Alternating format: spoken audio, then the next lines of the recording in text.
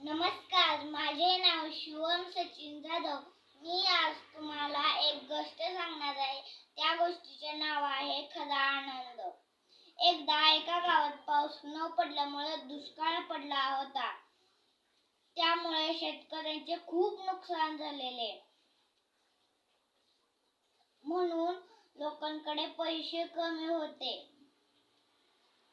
तरीही गावात जत्रा भरली होती. गावात एक राजू नावाचा मुलगा राहत होता.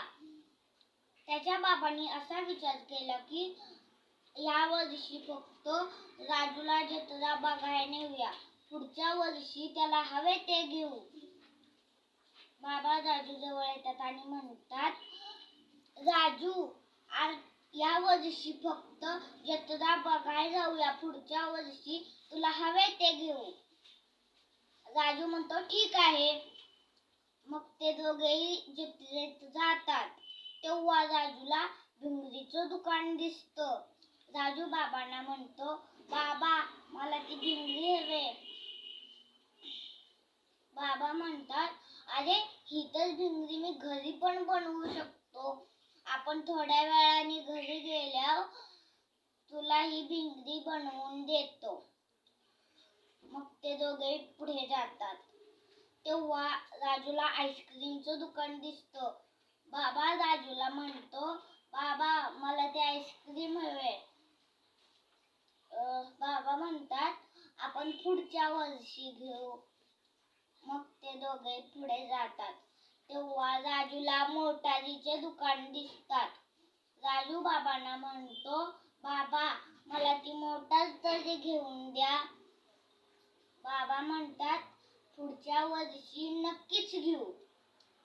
राजू हट्ट करायला लागतो, बाबा, मला ती मोटार नाही दिली तर मी तुमच्या बरोबर घरी नाही येणार.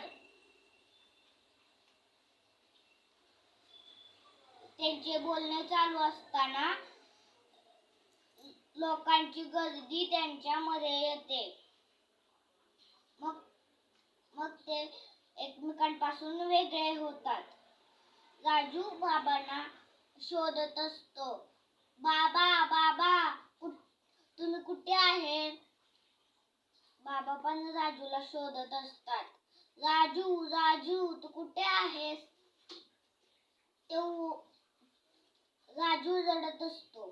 तेव्हा तो भिंगरीवाला राजू जवळ येतो आणि म्हणतो, बाळा, तुला ही भिंगरी हवी का? तो म्हणतो, नाही. तो आईस्क्रीमवाला पण येतो आणि म्हणतो, बाळा, तुला आईस्क्रीम हवे का? तो नाही म्हणतो. तो मोटारवाला पण येतो आणि म्हणतो, तुला ही मोटार हवे का? राजू म्हणतो, नाही, नाही, नाही, मला काही नको आहे. मला फक्त माझे बाबा हवंय. तेव्हा तो गर्दीतला माणूस राजूचा हात धरून म्हणतो, चल बाळा, तुझ्या बाबांना शोधूया. मग ते दोघेही बाबांना शोधायला जातात. थोडे पुढे गेल्यावर राजूला त्याचे बाबा दिसतात. बाबांना बघून त्याला खूप आनंद होतो. तो त्या माणसाचा हात झटकवून बाबांकडे पळत जाऊन घट्ट मिठी मारतो. दोघेही रडत असतात. तेव्हा राजू म्हणतो, बाबा, मला माझी चूक कळाली आहे. ह्याच्या पुढे मी कधीही हट्ट करणार नाही. तात्पर्य, आई बाबांच्या पेक्षा काहीही महत्त्वाचे नसतात. मित्रांनो, आपण जत्रेत गेल्यावर आपण हट्ट करायचा नाही. आई बाबा जसे सांगतात तसेच करायचे. धन्यवाद.